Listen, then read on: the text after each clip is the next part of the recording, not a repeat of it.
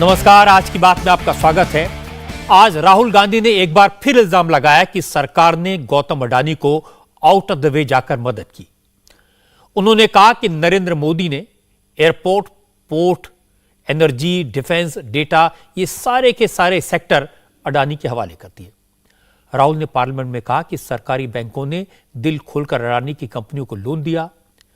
राहुल ने इल्जाम लगाया कि मोदी ने विदेशी कॉन्ट्रैक्ट भी अडानी को दिलवाए। असल में आज पार्लियामेंट में 4 दिन के हंगामे के बाद राष्ट्रपति के अभिभाषण पर धन्यवाद प्रस्ताव पर चर्चा शुरू हुई। हंगामे के बजाय पार्लियामेंट में डिबेट देखने को मिली, लेकिन राहुल गांधी का एजेंडा नहीं बदला। राहुल की बात अडानी से शुरू हुई और अडानी पर ही खत्म हो गई। 51 मिनट के भाषण में राहुल 45 मिनट से ज्यादा अडानी पर बोले। राहुल ने कहा कि नरेंद्र मोदी ने अडानी को फेवर करने के लिए सीबीआई और ईडी का इस्तेमाल किया, दूसरी कंपनियों से छीनकर एयरपोर्ट अडानी को दे दिए, अडानी के लिए बिडिंग प्रोसेस की शर्तों को बदला। मोदी ने सारे पोर्ट अडानी के हवाले कर दिए। मोदी अडानी को विदेशी दौरों पर ले गए, इजराइल, ऑस्ट्रेलिया और श्रीलंका में अडानी को ठेके दिलवाए। राहुल ने कहा कि मोदी ने सरकारी बैंकों का खजाना अडानी के लिए खुलवा दिया और मोदी के प्रेशर में एलआईसी जैसी पब्लिक सेक्टर कंपनियों ने अडानी की कंपनियों में इन्वेस्ट किया। राहुल गांधी का भाषण सुनकर ऐसा लगा जैसे मोदी देश के प्रधानमंत्री नहीं, अडानी की कंपनी के चीफ फंड मैनेजर हैं। लेकिन सवाल है कि राहुल गांधी जो कह रहे हैं उसमें कितनी सच्चाई है, कितना फसाना है, उनके आरोपों में कितना दम है। क्या वाकई में अडानी की सारी ग्रोथ केंद्र में नरेंद्र मोदी की सरकार बनने के बाद हुई? राहुल गांधी के इल्जामात पर सरकार की तरफ से बार बार कहा गया कि राहुल ने प्रधानमंत्री के बारे में जो कहा वो बेबुनियाद है, सरासर झूठ है। लॉ मिनिस्टर किरण रिजिजू ने राहुल को टोका, कहा वो बिना सोचे समझे बोल रहे हैं, उन्हें अपनी बातों को ऑथेंटिकेट करना चाहिए, सबूत दिखाने चाहिए। मैं आपको सरकार के जवाब सुनवाऊंगा और सबसे बड़ी बात, गौतम अडानी का राहुल गांधी के आरोपों पर क्या जवाब है, गौतम अडानी का पॉइंट टू पॉइंट आंसर, वो भी मैं आपको सुनवाऊंगा। लेकिन पहले राहुल गांधी ने क्या कहा यह दिखा देते हैं। राहुल गांधी ने अपनी स्पीच की शुरुआत भारत जोड़ो यात्रा के अनुभव से की। उन्होंने कहा कि वो भारत जोड़ो यात्रा में केरल, तमिलनाडु, कर्नाटक, महाराष्ट्र, मध्य प्रदेश, उत्तर प्रदेश, हरियाणा, राजस्थान, दिल्ली, पंजाब, हिमाचल होते हुए जम्मू कश्मीर तक गए और हर जगह एक ही नाम सुनने को मिला, गौतम अडानी। राहुल गांधी कुछ तस्वीरें लेकर आए थे जिसमें नरेंद्र मोदी गौतम अडानी के साथ उनके प्राइवेट प्लेन में बैठे हुए दिखाई दे रहे हैं। राहुल ने तस्वीरें दिखाकर मोदी पर हमला किया। राहुल गांधी ने कहा कि अब सरकार को बताना चाहिए कि 2014 में जो गौतम अडानी अमीरों की लिस्ट में 609वें नंबर पर थे, 8 साल में दूसरे नंबर पर कैसे आ गए। हर सेक्टर में अडानी को ही काम क्यों मिला? राहुल ने कहा अब सरकार को बताना चाहिए कि गौतम अडानी के साथ सरकार का इतना याराना क्यों है।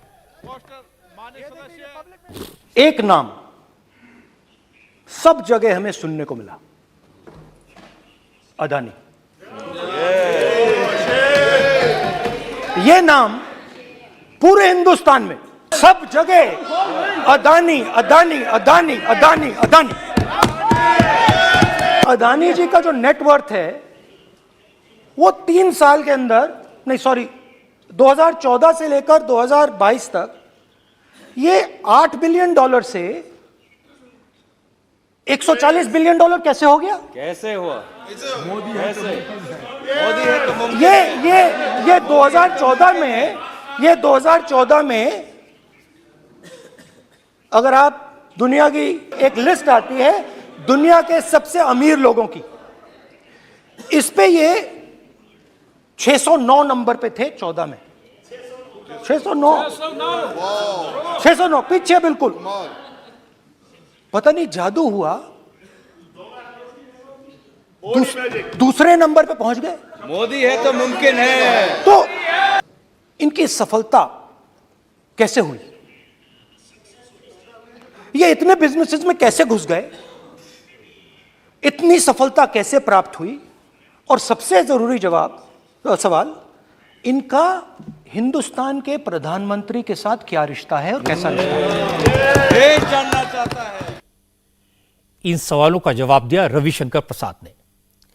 रविशंकर ने कहा कि राहुल गांधी जो कह रहे हैं उसका मतलब वो खुद भी नहीं जानते होंगे। रविशंकर प्रसाद ने पूछा, क्या राहुल गांधी को नहीं पता कि कांग्रेस की सरकारों के वक्त भी गौतम अडानी को प्रोजेक्ट दिए गए? गौतम अडानी का बिजनेस 2 करोड़ से 87,000 करोड़ के टर्नओवर तक कांग्रेस की सरकारों के जमाने में पहुंचा। तो क्या उस वक्त की कांग्रेस की सरकारों ने गौतम अडानी को फेवर किया था? आपको अडानी से इतनी ही परेशानी है तो केरल में उनका पोर्ट का काम चल रहा है, छत्तीसगढ़ में भी उनका काम चल रहा है, राजस्थान में भी काम चल रहा है। ममता जी भी उनसे बड़े पूंजी निवेश की अपेक्षा कर रहे हैं, उन्होंने कमिट किया है। तो राहुल जी, आपने अपने मुख्यमंत्रियों को क्यों नहीं रोक दिया? ये क्या मतलब है? आपकी सोच में न ईमानदारी है न विकास है, सिर्फ आरोप लगाना और भागना है। चौकीदार पर क्या बोले थे 19 के चुनाव में देवेंद्र जी, आपको याद होगा, आप तो बड़े अनुभवी पत्रकार हैं। एक नया नैरेटिव खोल रहे हैं, तो जैसे 19 में पिटे 24 में और पिटेंगे। तो राहुल गांधी को कौन समझाए ये देश आगे बढ़ गया, ये देश मोदी जी पर विश्वास करता है, ये देश मोदी जी को ट्रस्ट करता है और ये देश में नरेंद्र मोदी जी की ईमानदारी का सिक्का चलता है। अडानी का मसला ऐसा है जिस पर बीजेपी को सीधे सीधे जवाब देना सियासी तौर पर सूट नहीं करता, क्योंकि राहुल गांधी अडानी के कंधे पर रखकर बंदूक चला रहे हैं और निशाना नरेंद्र मोदी पर लगा रहे हैं। और बीजेपी के नेताओं की मजबूरी है कि वो गौतम अडानी के साथ खड़े नहीं दिखना चाहते, इसलिए संभल कर बोलते हैं। लेकिन बीजेपी के नेता जो जवाब नहीं दे रहे, वो सवाल मैंने सीधे सीधे गौतम अडानी से पूछे थे और जवाब लिए थे, क्योंकि इल्जामात पर गौतम अडानी से बेहतर जवाब कोई नहीं दे सकता। गौतम अडानी ने कहा था कि वो राहुल गांधी के आरोपों को सियासी बयानों से ज्यादा कुछ नहीं मानते, इसलिए उस पर ध्यान नहीं देते। ये जवाब आज बहुत रेलेवेंट है। देखो रजत भाई, राहुल जी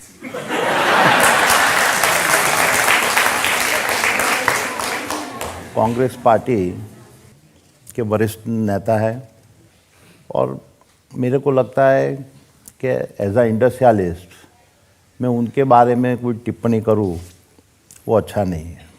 वो सम्मानीय नेता है और मैं देखता हूं कि वो भी देश की प्रगति चाहते हैं। कभी ठीक है, पॉलिटिकल आवेश के अंदर वो उनका एक बयान आ जाता है तो मैं उसको पॉलिटिकल बयानबाजी से ऊपर में लेता नहीं हूं। अब गौतम अडानी का कहना है कि वो राहुल की सियासी मजबूरी को समझते हैं, इसलिए परेशान नहीं होते। लेकिन राहुल ऐसा नहीं सोचते। राहुल गांधी को पूरा यकीन है कि वो गौतम अडानी का नाम लेकर मोदी पर हमला कर सकते हैं, मोदी को कॉर्नर कर सकते हैं। इसीलिए आज राहुल ने पूरी ताकत लगाई, कहा कि अडानी के लिए नरेंद्र मोदी की सरकार ने नियम कायदे तक बदल डाले। पहले रूल यह था कि अगर किसी कंपनी को एयरपोर्ट और एयर ट्रैफिक के फील्ड में काम करने का अनुभव नहीं है तो उसे एयरपोर्ट का ठेका नहीं दिया जा सकता। लेकिन अडानी की कंपनी को ठेका देने के लिए नियम बदल दिया गया। 6 एयरपोर्ट अडानी को दे दिए गए। राहुल गांधी ने आरोप लगाया कि अडानी को डिफेंस सेक्टर का भी कोई अनुभव नहीं था, लेकिन आज अडानी हथियार बना रहे हैं। राहुल गांधी ने कहा कि नरेंद्र मोदी देश में तो छोड़िए, विदेशों में भी अडानी को ठेके दिलवाते हैं। इजराइल, ऑस्ट्रेलिया, बांग्लादेश और श्रीलंका में यही किया गया। जब प्रधानमंत्री जी दिल्ली आते हैं और 2014 में असली जादू शुरू होता है। कुछ साल पहले सरकार ने हिंदुस्तान के एयरपोर्ट्स को डेवलप करने के लिए दिया। रूल था कि अगर कोई एयरपोर्ट बिजनेस में नहीं था तो वो इन एयरपोर्ट्स को ले नहीं सकता था। इस रूल को हिंदुस्तान की सरकार ने बदला। After that India's most strategic profitable airport, Mumbai airport, was taken away by GVK, hijacked by using the agencies. The agencies को सीबीआई ईडी का प्रयोग कर जीवीके पर दबाव डालकर हिंदुस्तान की सरकार ने उस एयरपोर्ट को अदानी जी के हाथों में कर दिया। अब यह काम हिंदुस्तान की सरकार और हिंदुस्तान के प्रधानमंत्री जी ने फैसिलिटेट किया। अब डिफेंस में अदानी जी का कोई एक्सपीरियंस नहीं था, जीरो एक्सपीरियंस। जैसे मैंने आपको दिखाया, एयरपोर्ट का पूरा सिस्टम उठा के ले गए, 30% मार्केट शेयर एयरपोर्ट में ले गए, वैसे ही डिफेंस में करा। तो 4 डिफेंस की इनके पास कंपनीज हैं, यह काम इन्होंने कभी नहीं किया। स्मॉल आर्म्स, जिसमें टावर है जो हमारी स्पेशल फोर्सेस यूज करती है, आर्मी यूज करती है, जिसमें गलील स्नाइपर राइफल है, ये सब अदानी जी बनाते हैं। हिंदुस्तान और इजराइल का जो वेपन्स का बिजनेस है 90% उठा के ले गए। एक विजिट फॉरेन पॉलिसी, ये है फॉरेन पॉलिसी। राहुल गांधी आरोप लगा रहे हैं कि हिंदुस्तान की सरकार और प्रधानमंत्री मोदी आजकल अडानी के लिए फैसिलिटेटर का काम कर रहे हैं, यानी अडानी की कंपनियों को काम दिलवा रहे हैं। क्योंकि ये स्पेसिफिक एलिगेशन थे, इसलिए इस बात पर लोकसभा में हंगामा हुआ। बीजेपी के एमपीज ने कड़ा ऐतराज जताया। निशिकांत दुबे और अर्जुन राम मेघवाल ने कहा राहुल गांधी को अपने आरोपों के सपोर्ट में सबूत रखने चाहिए। डॉक्यूमेंट्री प्रूफ सदन के पटल पर रखे बगैर वो प्रधानमंत्री पर इस तरह के आरोप नहीं लगा सकते। निशिकांत दुबे ने कहा कि जब कांग्रेस की सरकार ने दिल्ली और मुंबई एयरपोर्ट प्राइवेट कंपनियों को ऑपरेट करने के लिए दिए थे, तब उन कंपनियों को कितना एक्सपीरियंस था। मैं इनको चैलेंज करता हूं कि जीएमआर और जीवीके उसको कब एयरपोर्ट का जो है संचालन का अधिकार था और कौन सा रूल है वो कोट करे सर। किस रोल के आधार पर ये इनको मैं चैलेंज करता हूं, पूरी कांग्रेस पार्टी को चैलेंज करता हूं कि जीएमआर और जीवीके को कौन सा एयरपोर्ट चलाने का लाइसेंस जब दिया तो उनको उसका नॉलेज था। मैं चैलेंज करता हूं पूरी कांग्रेस पार्टी को। जब इन्होंने बिरला को बनाने का दिया, डालमिया को बनाने का दिया, टाटा को बनाने का दिया लाइसेंस, उस वक्त उनको कौन सा मोटर चलाने का अधिकार था सर। ये गलत बयानी कर रहे हैं। मेरा ये कहना है कि आप एलिगेशन प्रधानमंत्री के ऊपर लगा रहे हैं, आप पेपर दीजिए और कौन सा रूल भारत सरकार ने चेंज किया एयरपोर्ट में अडानी के लिए वो ऑथेंटिकेट कीजिए, नहीं तो इस तरह की बात नहीं कर सकते हैं। ऑथेंटिकेट करना पड़ेगा राहुल गांधी जी, आपको ऑथेंटिकेट करना पड़ेगा। आप ऐसा नहीं बोल सकते हवा में, आप हवा में बोल रहे हो और प्रधानमंत्री जी पे आरोप लगा रहे हो। आपको ऑथेंटिकेट करना ही पड़ेगा। आप ऐसे ही बोल रहे हो कि जीएमआर का जीवीके के समय रूल था, कहा था रूल, कोई रूल नहीं था। आपको यू हैव टू ऑथेंटिकेट और ऑथेंटिकेट करके ही रखना पड़ेगा आपको। पहले रखिए और उसके बाद आगे बात करने देंगे, नहीं तो माफी मांगिए देश से। आप प्रधानमंत्री जी पर आरोप लगा रहे हैं, सर बोलने दीजिए। अनाप शनाप आरोप लगा रहे हैं, बिना किसी डॉक्यूमेंट के आरोप लगा रहे हैं। एयरपोर्ट के काम में अडानी को प्रायोरिटी देने के राहुल गांधी के आरोपों का जवाब तो निशिकांत दुबे और अर्जुन राम मेघवाल ने दिया, लेकिन डिफेंस डील पर राहुल गांधी के आरोपों का तीखा जवाब दिया रविशंकर प्रसाद ने। रविशंकर प्रसाद ने कहा कि कांग्रेस को हर डिफेंस डील में कमीशन खाने की आदत थी, इसलिए कांग्रेस को बर्दाश्त नहीं हो रहा कि भारत डिफेंस प्रोडक्शन में आत्मनिर्भर बने, क्योंकि ऐसा होने से कांग्रेस का कमीशन बंद हो जाएगा। कि राहुल गांधी की तलखी बोल रही थी, बोफोर्स की तलखी, हेलीकॉप्टर कांड में कमीशन की तलखी, राफेल डील में नहीं मिलने की तलखी, पूरा जो आपका नेशनल हेराल्ड में जो उनको बेल पर है, मैंने कहा हाउस में, उसकी पीड़ा, और जो उन्होंने कहा कि मोदी जी ने फैसिलिटेट किया। राहुल जी, आपने गलत उदाहरण दिया। सरकार का फैसिलिटेशन क्या होता है ये अपने बहनोई के बारे में हरियाणा सरकार से पूछिए, किस तरह से सैकड़ों एकड़ जमीन दी गई।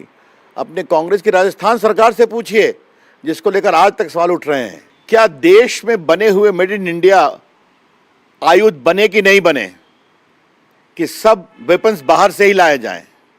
राहुल गांधी की सोच है बाहर से आएगा तो कमीशन मिलेगा, यह कांग्रेस की परंपरा।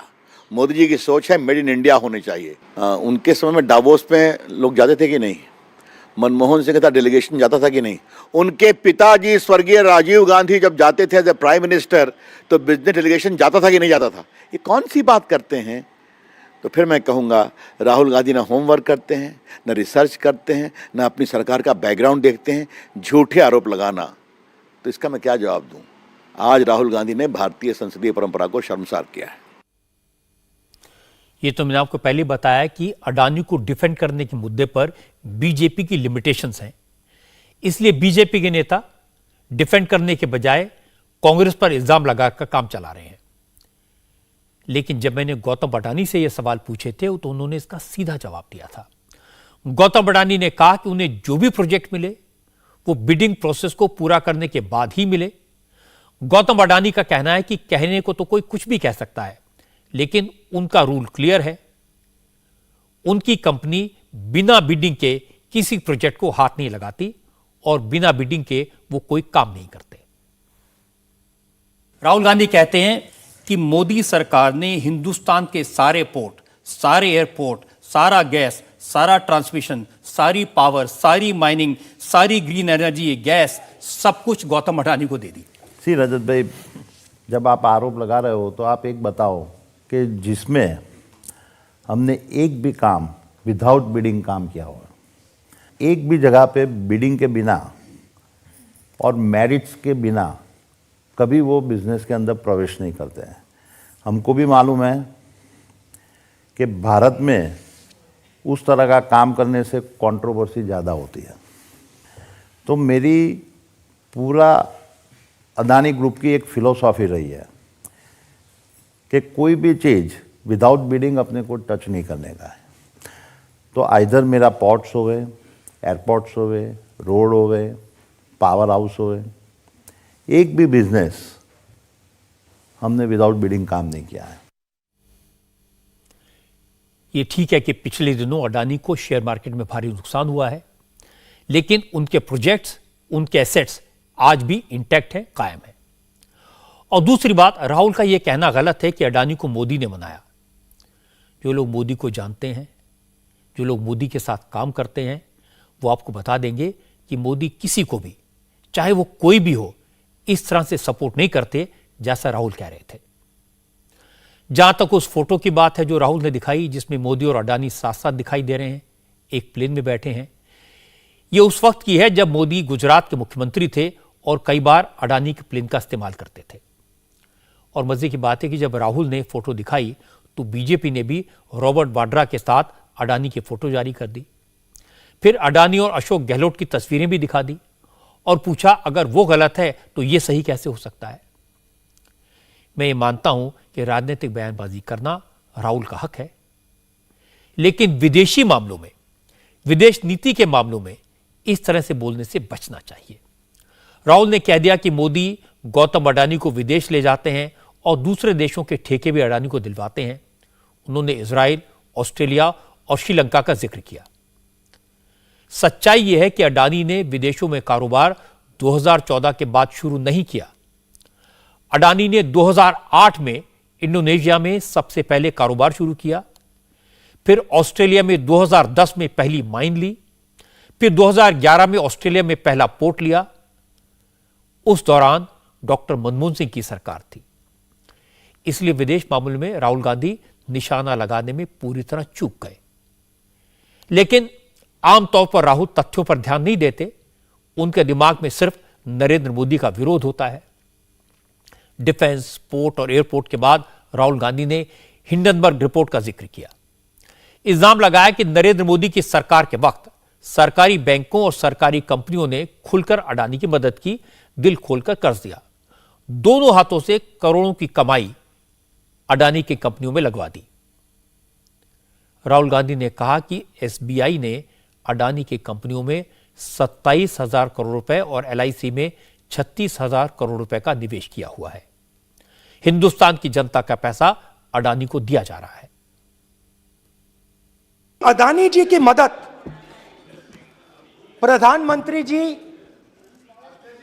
और हिंदुस्तान की सरकार कैसे करती है।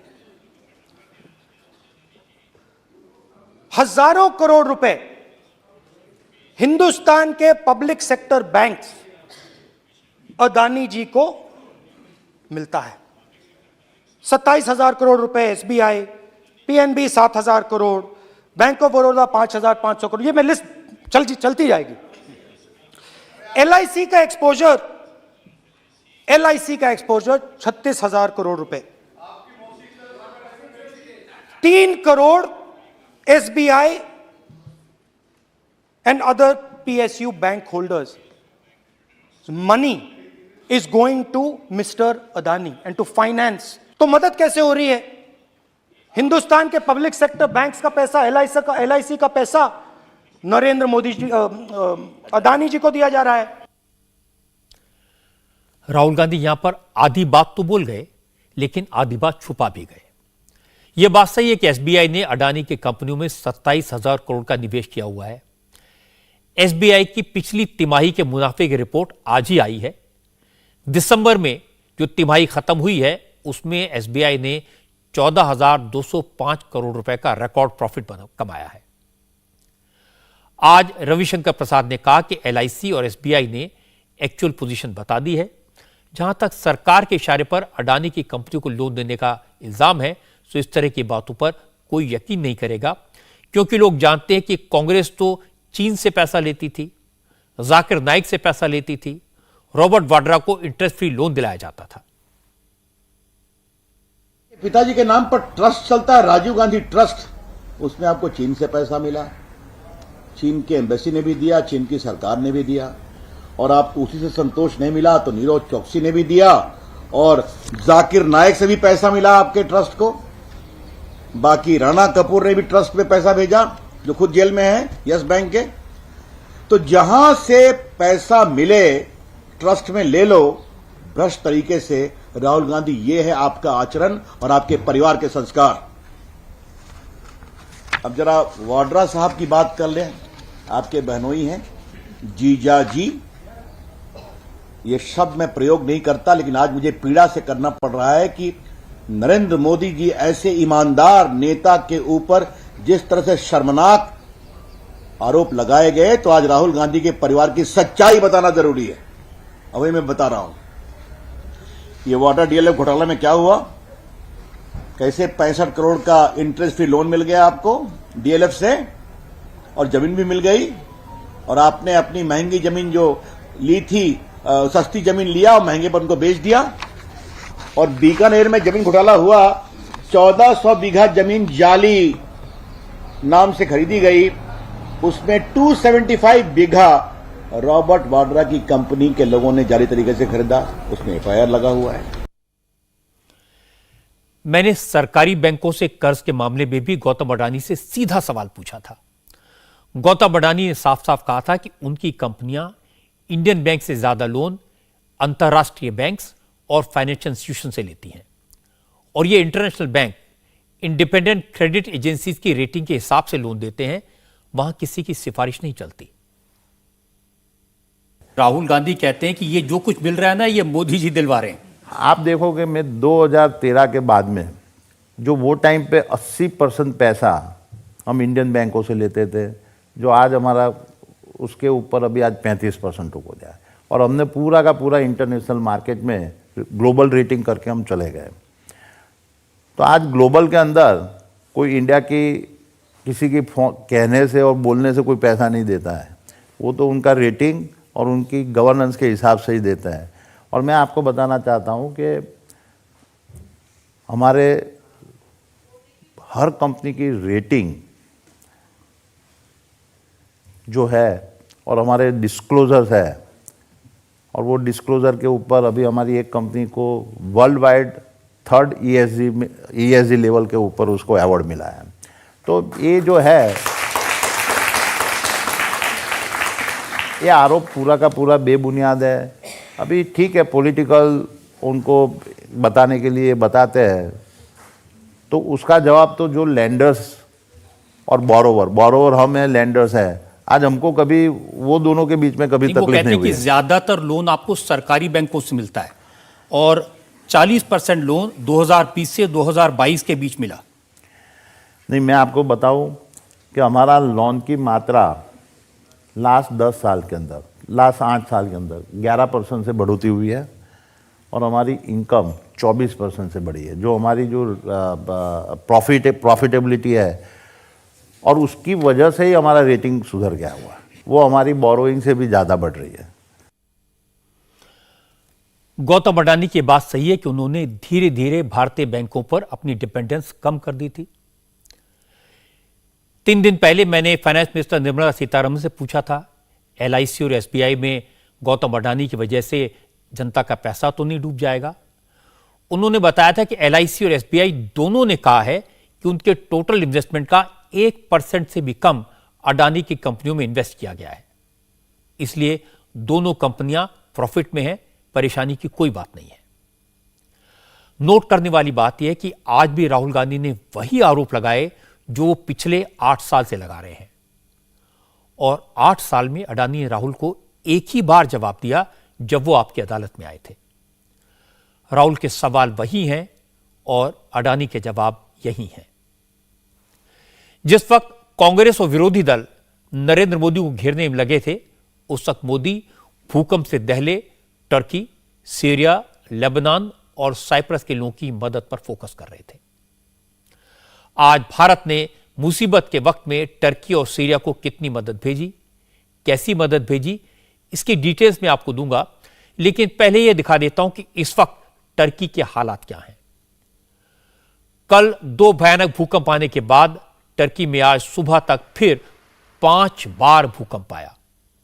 5 बार धरती और कांपी।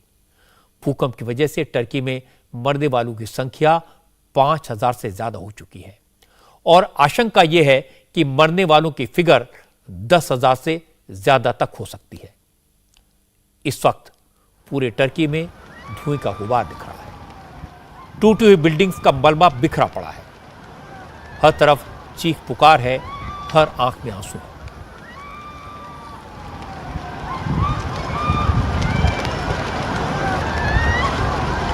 लोग टकटकी लगाए मलबे को हटाने में लगी रेस्क्यू टीम्स की तरफ देख रहे हैं। उन्हें अभी भी उम्मीद है कि मलबे में दबे उनके परिजन शायद सुरक्षित निकल आए, शायद कोई चमत्कार हो जाए।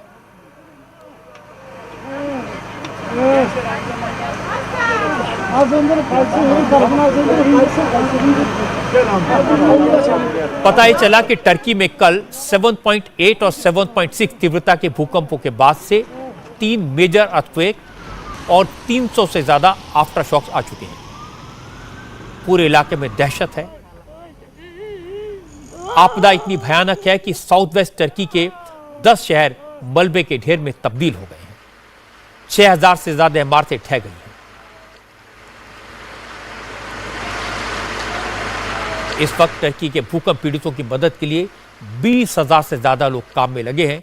इनमें आर्मी, पुलिस और पैरामिलिट्री फोर्स के जवानों के अलावा आपदा राहत विभाग की टीमें भी शामिल हैं। 70 देशों ने टर्की की मदद के लिए कई हजार से ज्यादा लोग भेजे हैं, जिन्हें साउथ ईस्ट टर्की के अलग अलग इलाकों में भेजा जा रहा है। इतने बड़े पैमाने पर चल रहे सर्च एंड रेस्क्यू ऑपरेशन के बाद भी हाल बेहद बुरा है। टर्की में भूकंप से प्रभावित इलाकों में भयंकर ठंड है। ऊपर से हजारों इमारतें गिर जाने से लोगों के सिर पर छत नहीं है। सबसे ज्यादा मुश्किल उन लोगों की है जिनके अपने इस ज़लज़ले के बाद से लापता हैं। लोग उनकी तलाश में आवाजें लगा रहे हैं।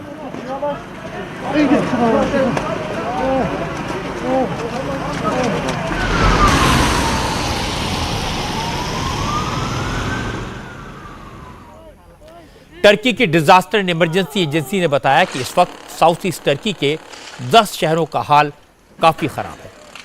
रिहायशी इमारतें जमींदोज हो चुकी हैं। जो टूटी फूटी इमारतें खड़ी भी हैं, उनके भीतर जाना खतरे से खाली नहीं है। जिन लोग के अपने भूकंप के बाद से लापता हैं, वो मलबे में परिजनों की तलाश कर रहे हैं। टर्की में इस वक्त 650 से ज्यादा क्रेन मलबे की खुदाई करके लोगों की तलाश कर रही हैं। आपदा राहत टीमें लोगों को निकालने के साथ साथ उन्हें टेम्परेरी तरीके से बने कैंप्स में ले जाना चाहती हैं, लेकिन बहुत सारे लोग ऐसे हैं जो इन कैंप्स में जाने के बजाय मलबे में अपनों को तलाशने में लगी हैं। लोगों की शिकायत है कि उनके इलाके में सर्च एंड रेस्क्यू टीमें नहीं पहुंच पाई हैं। मेरे 2 पोते, मेरी बहू सब अंदर है, बाहर नहीं आए हैं। लड़की 2 साल की है, लड़का 6 साल का है। मैं वहाँ बैठी हुई थी जहाँ वो चीड़ का पेड़ है, मैं वहीं पर गिर पड़ी थी। वो टॉप फ्लोर है ना, अल्लाह का शुक्र है कि कुछ नहीं हुआ। मेरे सामने वाले अपार्टमेंट में जो लोग रहते थे उनका एक बच्चा है, अल्लाह के फजल से वो भी बच निकले। मेरे मकान मालिक और उनका बेटा जलजले ने तो उन्हें उठाकर जमीन पर पटक दिया। सरकार ने अब तक बचाव की एक टीम तक नहीं भेजी है। हम सुबह से इंतजार कर रहे हैं, लेकिन उन्होंने एक भी टीम नहीं भेजी। मेरा बड़ा भाई और अम्मी वहाँ फंसी हैं। अभी राहत और बचाव का कोई काम नहीं चल रहा है। हम खुद से ही अपने लोगों को निकालने की कोशिश कर रहे हैं। हम यहाँ इमरजेंसी और डिजास्टर मैनेजमेंट टीम के बगैर किसी की भी मदद नहीं कर सकते। भूकंप के बाद 72 घंटे बहुत इंपॉर्टेंट होते हैं, क्योंकि इसके बाद हर गुजरते घंटे के साथ ही किसी के जिंदा बचने की उम्मीद कम होती जाती है। इसलिए सर्च एंड रेस्क्यू टीमें दिन रात बिना रुके काम कर रही हैं। करीब 1.5 करोड़ लोग भूकंप से प्रभावित हैं और जहां भूकंप आया वहां भारी बारिश हो रही है, भयंकर ठंड पड़ रही है। इस वजह से सर्च एंड रेस्क्यू ऑपरेशन में बहुत मुश्किल आ रही है। मलबे में फंसे कई लोगों ने अपने मोबाइल से वॉइस नोट भेजकर राहत बचाव टीमों को जानकारी दी है। वर्ल्ड हेल्थ ऑर्गेनाइजेशन ने अंदाजा लगाया कि टर्की और सीरिया के करीब 2.5 करोड़ लोग भूकंप की चपेट में आए हैं। इनमें बड़ी संख्या में बच्चे भी शामिल हैं। भारत के अलावा कई यूरोपीय देशों, अमेरिका, चीन, ताइवान, जापान और रशिया ने टर्की के भूकंप पीड़ितों की मदद के लिए टीमें भेजी हैं और जरूरत के हिसाब से और मदद देने का भरोसा भी दिया है। टर्की के प्रेसिडेंट ने भूकंप से सबसे ज्यादा प्रभावित 10 शहरों में 3 महीने के लिए इमरजेंसी लगाने का ऐलान किया है। Toplamda 3419। अब तक हम 3419 साथी नागरिकों को गवा चुके हैं और घायलों की संख्या 21,000 के करीब है। हम अब तक मलबे से 8,000 लोगों को बाहर निकाल चुके हैं, जबकि 6,000 से ज्यादा इमारतें मलबे में ढह चुकी हैं। भूकंपों के बाद 312 आफ्टर शॉक आ चुके हैं। 5775। टर्की की सरकार के लिए सबसे बड़ा चैलेंज है ठंडे मौसम में बेघर लोगों के लिए सिर छुपाने की जगह का इंतजाम करना। क्योंकि 10 शहर ऐसे हैं जो पूरी तरह बर्बाद हो गए हैं, इसलिए अब भूकंप प्रभावित इलाकों से लोगों को टर्की के उन इलाकों में ले जाया जा रहा है जहां भूकंप का असर कम हुआ। टर्की के हताया शहर से काफी लोगों को पास के मर्सिन सिटी ले जाया गया। दिक्कत यह कि अभी भी भूकंप प्रभावित कई इलाकों में हालात ऐसे हैं कि तुरंत मदद पहुंचाना मुश्किल हो रहा है। टर्की के इस्कंदरम शहर के बंदरगाह में भूकंप के बाद आग लग गई थी। यह आग अब तक बुझाई नहीं जा सकी है। भारत में टर्की के राजदूत फिराज सुनील ने कहा कि टर्की इस वक्त अपने अस्तित्व की लड़ाई लड़ रहा है। यह आपदा इतनी बड़ी है कि इससे उबर पाना अकेले टर्की के बस की बात नहीं।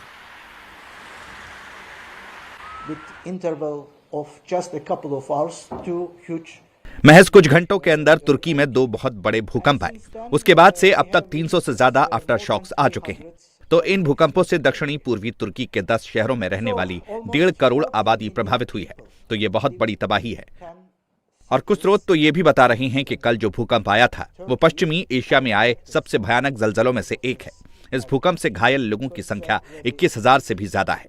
भूकंप से 6,000 से अधिक इमारतें तबाह हो गई हैं। भूकंप प्रभावित इलाकों में स्थित 3 हवाई अड्डों को भी नुकसान पहुंचा है। भूकंप से जितनी भयानक और जितने बड़े इलाके में तबाही हुई है, इतनी बड़ी तादाद में लोग प्रभावित हैं कि राहत और बचाव के अभियान चलाना मुश्किल है। और हमारी लड़ाई तो वक्त के साथ है, क्योंकि मलबे में दबे लोगों को बचाने के लिए उन्हें जल्द से जल्द निकालना जरूरी है, जबकि वहां बहुत ठंड पड़ रही है और हजारों लोग मलबे के नीचे हैं। इस भयंकर भूकंप का टर्की के पड़ोसी देश सीरिया पर भी बहुत बुरा असर हुआ है। सीरिया में भूकंप से 1,500 से ज्यादा लोगों की जान गई है। मौत की ये फिगर बढ़ सकती है, क्योंकि लोगों को मलबे में तलाशा जा रहा है। परेशानी की बात है कि जहां टर्की की मदद के लिए पूरी दुनिया आगे आई है, वहीं सीरिया ने अब तक मदद की गुहार नहीं लगाई है। इसकी वजह से पिछले 10 साल से भी ज्यादा समय से चल रहा सिविल वॉर है। सीरिया के भूकंप प्रभावित नॉर्दर्न सूबों के बड़े हिस्से पर बागियों का कब्जा है। वहीं प्रेसिडेंट बशर असद की सरकार को अमेरिका और यूरोपीय यूनियन मान्यता नहीं देते, उन पर पाबंदियां लगाई हुई हैं। ऐसे में सीरिया के लिए भूकंप से हुई तबाही से निपट पाना और भी मुश्किल हो रहा है। गैर सरकारी संगठन और इंटरनेशनल एनजीओज सीरिया के लोगों की मदद करने की कोशिश कर रहे हैं, मलबे से लोगों को निकाल रहे हैं, बेघर हुए लोगों को सहारा दे रहे हैं। भारत ने भी राहत सामग्री से भरा एक प्लेन सीरिया भेजा है, लेकिन फिलहाल ये मदद बहुत कम है। भूकंप के बाद जिस तरह 300 से ज्यादा आफ्टर शॉक आए हैं, उससे डरे हुए लोग अपने घर छोड़कर भाग रहे हैं।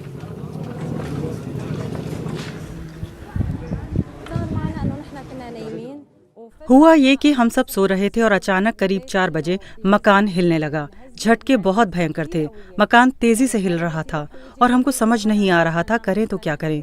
जब तक झटके आते रहे हम एक दूसरे को पकड़कर बैठे रहे। फिर हम सीढ़ियों से नीचे गए। हम बारिश में भी सड़क पर खड़े रहे। हमने देखा कि हमारे मोहल्ले के सभी लोग सड़क पर खड़े हैं, क्योंकि वो सब डरे हुए थे। इसलिए वो बिना मोजे और चप्पल पहने घरों से बाहर निकल आए थे। कुछ लोग तो कोट भी नहीं पहने हुए थे। इतना भयंकर भूकंप था कि हम वहाँ ठहर ही नहीं सकते थे। इमारत बहुत जोर से हिल रही थी और हमें लगा कि वो गिर जाएगी। जंग शुरू होने के बाद इमारत पर काफी हमले हुए हैं। जैसे कि मेरे घर पर 3 बार 3 अलग अलग दिशाओं से बमबारी हो चुकी है, तो इमारत की बुनियाद हिल रही थी। मेरे पास इतनी ताकत नहीं थी कि मैं वापस आ जाती। हमने सुबह 4 बजे ही अपना घर छोड़ दिया और अब तक हम वहाँ वापस जाने की हिम्मत नहीं जुटा पाए हैं। टर्की और सीरिया के हालात को लेकर प्रधानमंत्री मोदी काफी चिंता में हैं। आज पार्लियामेंट में और बीजेपी पार्लियामेंट्री पार्टी मीटिंग में भी टर्की और सीरिया में भूकंप के शिकार हुए लोगों को श्रद्धांजलि दी गई। जिस वक्त पार्लियामेंट में भूकंप पीड़ितों को श्रद्धांजलि दी जा रही थी, उस वक्त टर्की में एनडीआरएफ की टीम पहुंचकर राहत के काम में जुट चुकी थी। एनडीआरएफ की 2 टीमें टर्की पहुंच गई हैं। एक टीम आज सुबह पहुंची तो दूसरी टीम देर शाम टर्की के अडाना एयरपोर्ट पर उतरी। एनडीआरएफ की एक टीम गाजियाबाद से तो दूसरी कोलकाता से टर्की भेजी गई है। इंडियन एयरफोर्स के C-130 हरक्यूलिस विमान एनडीआरएफ के 101 लोगों की टीम और राहत सामग्री लेकर टर्की पहुंचे हैं। इनमें मलबे से लोगों को निकालने के लिए इक्विपमेंट, दबे हुए लोगों की तलाश के लिए स्निफर डॉग और जख्मी लोगों के इलाज के लिए डॉक्टर भी शामिल हैं। बच्चों और महिलाओं की मदद के लिए एनडीआरएफ की महिला कर्मचारियों को भी टर्की भेजा गया है। एनडीआरएफ के महानिदेशक अतुल करवाल ने बताया कि भारत की सर्च एंड रेस्क्यू टीमों ने टर्की में अपना काम शुरू कर दिया है। दोनों टीमों को टर्की के भूकंप प्रभावित अडाना शहर में राहत और बचाव अभियान चलाने की जिम्मेदारी दी गई है। पहली टीम एनडीआरएफ की 51 रेस्क्यूज के साथ में आज सुबह 3:09 पर यहां से रवाना हुई। इंडियन एयरफोर्स का प्लेन उनको लेके गया है। उसमें हमारी तमाम इक्विपमेंट है और केनाइन स्क्वाड भी है और 5 महिला रेस्क्यूज भी साथ गए हैं और 3 गाड़ियां हमने साथ भेजी हैं, क्योंकि गाड़ियों की वहां थोड़ी दिक्कत हो रही थी। तो ये टीम इस तरह तैयार होकर यहां से सुबह 3 बजे रवाना हो गई है। इंटरनेशनल डिप्लॉयमेंट की थोड़ी पूर्व तैयारी में हमने एक 2nd बटालियन कलकत्ता में और एक 8 बटालियन गाजियाबाद में 2 टीमों का निर्माण करके उनको तैयार रखा हुआ था। तो इस समय काम में आई और इन 2 बटालियंस के अधिकारी उनको कमांड कर रहे हैं। एक डॉक्टर जा रहा है एनडीआरएफ का इन दोनों टीम का की सार संभाल के लिए और विक्टिम्स के भी ट्रीटमेंट के लिए। इसके अलावा हमारी टीमों में पैरामेडिक रहते हैं और हमारे तमाम रेस्क्यूज को मेडिकल फर्स्ट रिस्पॉन्डर की ट्रेनिंग होती है, ताकि अपना और विक्टिम्स को प्राथमिक उपचार दे पाएं। हमारी जो फ्लाइट्स हैं वो अडाना एयरपोर्ट है उनका, टर्की में, जहां असरग्रस्त विस्तार है उसके पास का एयरपोर्ट। तो पहली जो साइट है डिप्लॉयमेंट की वो उस एयरपोर्ट के पास में है। तो वहाँ एक लिंक ऑफिसर इंडियन एम्बेसी का हमारे लिए उपलब्ध होगा, इंग्लिश स्पीकिंग, और कोई लोकल लाइजन भी उपलब्ध होगी जो हमको बताएंगे कि हमको कहाँ वो पहले काम के लिए डिप्लॉय करना चाहेंगे। तो ये अब टर्किश अथॉरिटीज के ऊपर है कि इन टीमों का उपयोग को कहाँ और कैसे करते हैं। टर्की के अलावा भारत ने सीरिया को भी मदद भेजी है। इंडियन आर्मी का एक विमान राहत सामग्री लेकर आज दोपहर बाद सीरिया गया। टर्की और सीरिया को एनडीआरएफ की जो मदद भेजी गई है उसके नोडल ऑफिसर एनडीआरएफ के डीआईजी मोहसिन शहीदी हैं। मोहसिन शहीदी ने बताया कि भूकंप के बाद लोगों की तलाश करने और मलबे से उन्हें सुरक्षित निकालने के लिए मॉडर्न इक्विपमेंट की जरूरत होती है। एनडीआरएफ की जो टीमें टर्की गई हैं उनके पास ये सारे आधुनिक औजार हैं। मोहसिन शहीदी ने बताया कि ये ऑपरेशन मुश्किल जरूर है, लेकिन एनडीआरएफ को जापान और नेपाल जैसे देशों में ऐसे मुश्किल अभियान चलाने का अच्छा अनुभव है जो टर्की में काम आएगा। हमारे पास स्टेट ऑफ इक्विपमेंट्स भी हैं, जिसमें डिटेक्शन और लोकेशन इक्विपमेंट्स हैं, एक्सेस और एक्सट्रिकेशन इक्विपमेंट्स हैं, पावर टूल्स हैं, लाइटिंग इक्विपमेंट्स हैं।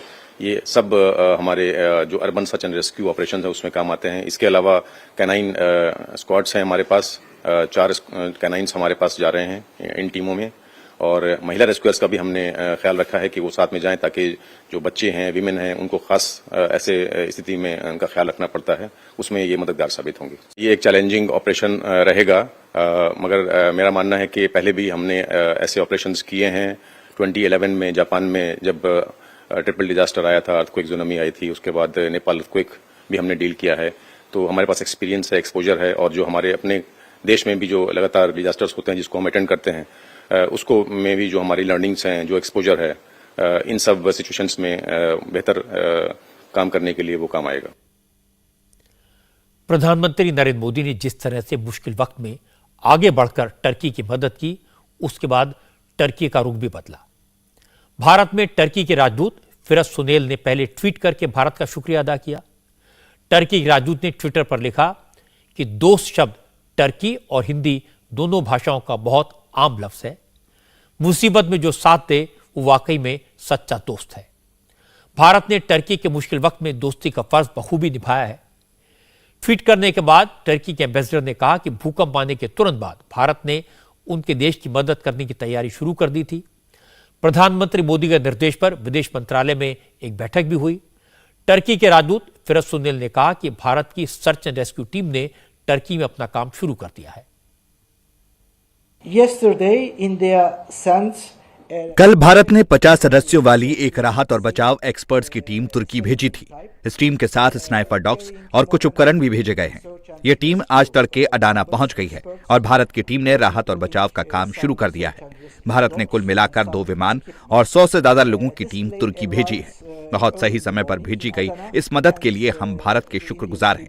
मैं इस मदद को सही समय पर भेजना इसलिए कह रहा हूं क्योंकि आपको पता है कि भूकंप के बाद के 48 या 72 घंटे लोगों को बचाने के लिहाज से काफी अहम होते हैं, और भारत ने खोज और बचाव अभियान के लिए जो एक्सपर्ट भेजे हैं उन्होंने काम शुरू कर दिया है।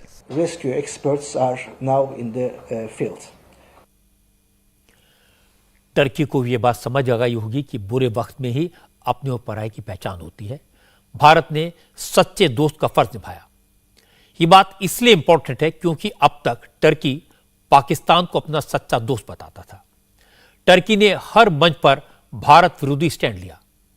आतंकवाद, कश्मीर या भारत में मुसलमानों की हालत, मुद्दा कोई भी हो, टर्की ने हर बार पाकिस्तान को सपोर्ट किया।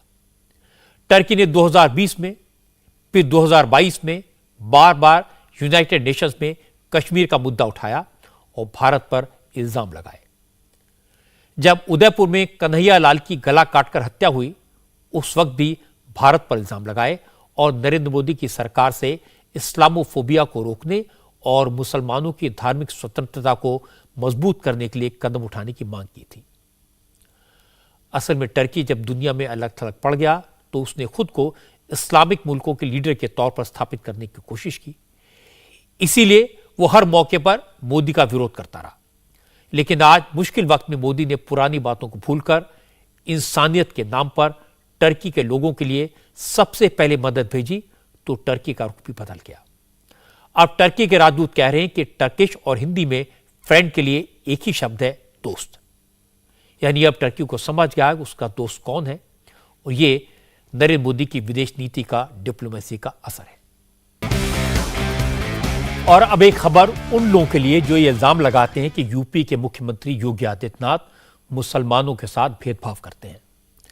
आज उत्तर प्रदेश में इसका जवाब दिया गया। उत्तर प्रदेश सरकार अब अलग अलग शहरों में माइनॉरिटीज के लिए रोजगार मेलों का इंतजाम कर रही है। आज आजमगढ़ के मुबारकपुर में इस तरह का रोजगार मेला लगा। इसमें 30 प्राइवेट कंपनियां 2000 जॉब्स का ऑफर लेकर आई थी। नौकरी की चाहत में बड़ी संख्या में मुस्लिम नौजवान इस रोजगार मेले में पहुंचे। मुस्लिम लड़कियां अपने पेरेंट्स के साथ पहुंची थी, इस रोजगार मेले में 2000 मुस्लिम नौजवानों को आज अपॉइंटमेंट लेटर मिल गए। नौकरी की चिट्ठी लेने के बाद मुस्लिम लड़के लड़कियों ने कहा कि योगी आदित्यनाथ की सरकार ने उनका सपना पूरा कर दिया। इस तरह के रोजगार मेलों से गरीब पिछड़े मुसलमानों की तरक्की का रास्ता खुलेगा। मुझको सिलेक्ट कर लिया गया सिलाई के लिए। सरकार का तो ये अच्छा ही कदम है कि बेरोजगारों को रोजगार मिल रहा है। महिलाओं के लिए भी उन्होंने बहुत कुछ किया है और आगे भी इंशाल्लाह अगर चाहे तो कर सकते हैं। बेरोजगार जो ऐसे घूम फिरे, जिसका नहीं सर वो काम धंधा पे लग जाएगा, अच्छा ही सर। सरकार जो कर रही है वो सही कर रही है। एक तरफ से ये है कि बेरोजगारी हमारे जो समाज में बहुत ज़्यादा हो रही है, तो इससे हो सकता है इससे थोड़ा कुछ हल मिले। जो भी कर रहे हैं वो सही कर रहे हैं। सरकार की तरफ से जो ये मिशन हो रहा है ये सही हो रहा है। एक तरफ से हमारे मतलब समाज में और जिनके पास रोजगार नहीं है, लड़कियों के लिए लड़कों के लिए, एक तरफ से उनके अंदर जागरूकता लाना है ये। सो मुझे ये ठीक लग रहा है। योगी आदित्यनाथ ने माइनॉरिटीज अफेयर के मिनिस्टर दानिश अंसारी को खास तौर पर रोजगार मेले में हिस्सा लेने के लिए आजमगढ़ भेजा था।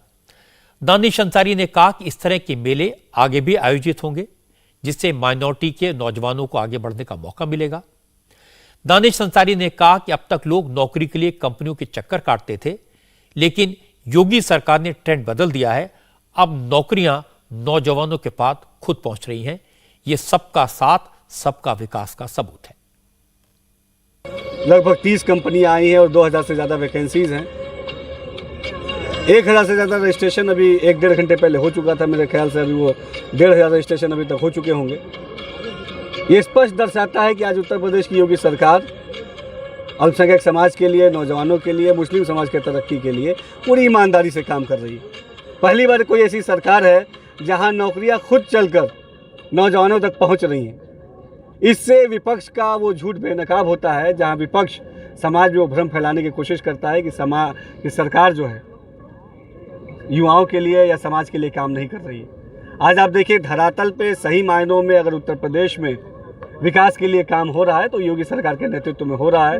अशरफिया यूनिवर्सिटी में आयोजित इस रोजगार मेला इसका एग्जाम्पल है, इसका उदाहरण है, जहां पर आजमगढ़ से, मऊ से, गाजीपुर से हज़ारों के तादाद में आसपास देख सकते हैं कि नौजवान यहाँ मौजूद हैं। वो इंटरव्यूज़ देंगे, वो इनको यहाँ सिलेक्शन होगा और वो तरक्की की तरफ आगे बढ़ेंगे और निश्चित तौर पे उनके जो उज्जवल भविष्य के रास्ते खुलेंगे। देखिए हमारी उत्तर प्रदेश की योगी सरकार, हमारी भारतीय जनता पार्टी ये चुनाव के फ़ायदे नफ़े नुकसान के लिए राजनीति नहीं करती। हमको जनता की सेवा के लिए चुना गया है और हम जनता की सेवा पूरी तत्परता से, ईमानदारी से करेंगे। उत्तर प्रदेश की हमारी डबल इंजन की सरकार मोदी जी और योगी जी के नेतृत्व में जन जन तक विकास को पहुंचाना सुनिश्चित कर रही हैं और ख़ास तौर पे अगर मुस्लिम समाज का सही मायनों में विकास हुआ है तो उत्तर प्रदेश की योगी सरकार के नेतृत्व में। सच्ची बात तो है कि जब जब बीजेपी के नेता कहते हैं सबका साथ सबका विकास, तो मुस्लिम समाज के कम लोग उन पर भरोसा करते हैं। रोजमर्रा की जिंदगी में जिस तरह हिंदू मुसलमान को लेकर बयानबाजी होती है, उसकी वजह से दोनों के बीच जो खाई है वो काफी गहरी है। यह अच्छी बात है कि योगी आदित्यनाथ ने आजमगढ़ में एक्स्ट्रा एफर्ट करके एक शुरुआत की है। सरकारी योजनाओं का लाभ मुसलमानों तक पहुंचे, इसके लिए आगे बढ़कर कोशिश की है। जिन मुसलमानों तक यह फायदा आज पहुंचा है उनका भरोसा बढ़ेगा। वो चाहे बीजेपी को वोट दें या न दें, कम से कम इतना जरूर होगा कि दोनों समुदायों के बीच कड़वाहट कम होने की शुरुआत होगी। मैं आपको मध्य प्रदेश से आया एक चौंकाने वाला वीडियो दिखाता हूं। एक छोटे से टेम्पो में 39 लोग सवार थे। यह वीडियो निवाड़ी जिले का है। जिस गाड़ी में 39 लोग भरे थे वो ओरछा से पृथ्वीपुर जा रही थी। इस ऑटो को निवाड़ी के एसएचओ ने रुकवाया। एसएचओ रजनी सिंह इसी रोड से गुजर रही थी। उनकी नज़र टेम्पो पर पड़ी तो उन्होंने गाड़ी को रोकने के लिए कहा। टेम्पो में सवार लोगों को उतारकर उनकी गिनती की और इसके बाद टेम्पो के ड्राइवर और उसमें सवार लोगों को समझाया। लोगों ने अपनी गलती मानी और इसके बाद एसएचओ ने बिना किसी लीगल एक्शन के टेम्पो ड्राइवर को छोड़ दिया और लोगों को दूसरे पब्लिक ट्रांसपोर्ट से रवाना किया। ऐसे ऊपर भी तुमने तो अपने पैसों के लिए बिठा लिया। चालान हो जाएगा। कभी नहीं करेंगे। पहली और अंतिम बार आपको समझा रही हूँ। मान लो आप ब्रेकर पर ही गाड़ी उछल गई, कोई बच्चा खुदा ना खास्ता गिर गया, किसी दूसरी गाड़ी तो पे FIR होगी नहीं, किसकी गाड़ी पे FIR होगी? फिर क्या होगा आपके साथ में? होगी ना, परेशान होगे वो ब्याज में, मानसिक तनाव होगा, वो अलग से पैसा अलग से जो आप मजदूरी करके कमाओगे वो पैसा आप कोर्ट में जमा करोगे, साथ में एक बच्चे का जीवन खत्म हो जाएगा, उसका पूरा परिवार तहस नहस हो जाएगा। तो आगे से कृपया करके ऐसा नहीं करना है, ठीक है ना? मैडम का उद्देश्य आपको रोक के चालान काटना नहीं था, आपको रोक के समझाना था, क्योंकि चालान से आप सुधरोगे नहीं, समझाने से हो सकता है आप सुधर जाओ। आप ही अपने आप को माफ नहीं कर पाओगे कि मैंने वहाँ के वहाँ बिठाई, आपने सही कही है, ठीक है ना? चलो आप जो इसमें बन सकते हो उतने बिठाओ, बाकी लोगों को एक एक दो दो करके गाड़ियों में जो भी आ रही उसमें निकल जाओ, ऐसे नहीं बैठना आप, है ना? और नहीं पता चला मैडम जाए और फिर से लेते हो, बोले आओ मैडम तो फिर रही है, ऐसा नहीं करना। ऐसे समझाने वाले और प्यार से बात करने वाले पुलिस अफसर कम मिलते हैं। हालांकि इस मामले में गलती टेम्पो चलाने वाली की भी है और टेम्पो में सफर करने वालों की भी, लेकिन मैं पुलिस इंस्पेक्टर की तारीफ करूंगा कि उन्होंने पुलिसिया रौब नहीं दिखाया, लोगों को समझाया। जब कोई अफसर इस तरह का व्यवहार करता है, खासतौर से पुलिस वाले, तो पब्लिक पर असर होता है, भरोसा बढ़ता है। पुलिस अफसर अगर पब्लिक से इसी तरह से पेश आएंगे तो पुलिस डिपार्टमेंट की छवि सुधरेगी, लोगों में पुलिस के प्रति भरोसा बढ़ेगा और शायद लोगों का व्यवहार भी धीरे धीरे बदल जाए। इंडिया टीवी हर वक्त हर जगह डाउनलोड करने के लिए सर्च करें India TV news Google play store या ऐप स्टोर पर।